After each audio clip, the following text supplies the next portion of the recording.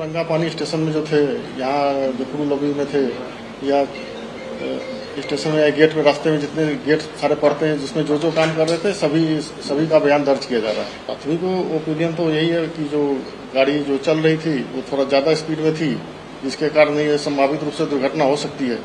इसको अलावा क्यों हुई थी, इसमें और किन लोगों ने मदद किया, इसी को सीआर साहब क्रॉस एग्जामिन कर रहे हैं और सभी के साथ में एक का स्टेटमेंट दूसरे के साथ में मिला रहे हैं, जिससे कि वो कुछ इंफरेंस निकाल सके। कौन सी गाड़ी ज्यादा स्पीड में थी? मालगाड़ी और तेजी से निकले तो जानकारी दिया गया था।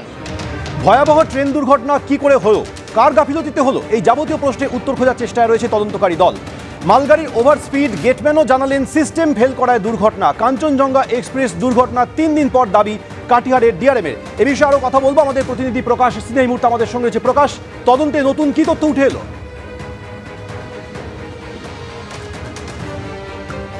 দেখো, 3 দিন ধরে তদন্ত চলছে এবং আজকে ডিআরএম কাটিহার সুরেন্দ্র কুমার তিনি আমাদের সঙ্গে কথা বলছিলেন, সাংবাদিকদের সঙ্গে কথা বলছিলেন।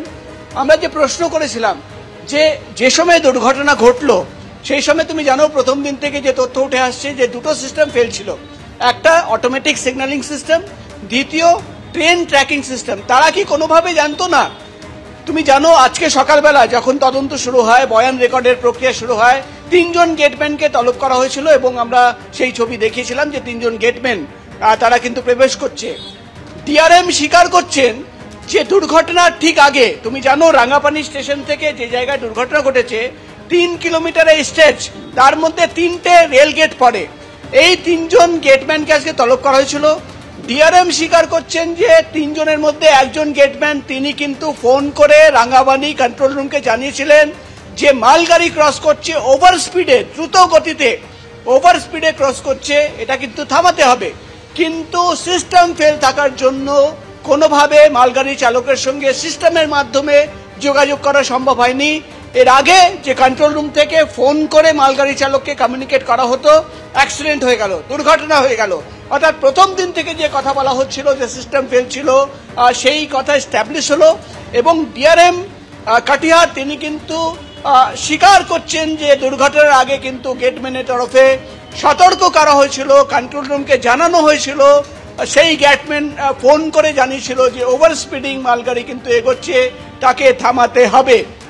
কেনই কারণ, কেন ওভার স্পিডে যাচ্ছে? তুমি জানো ছাড়পত্র দেওয়ার পর 10 থেকে 15 কিলোমিটার পার আওয়ারের স্পিডে যেতে হবে।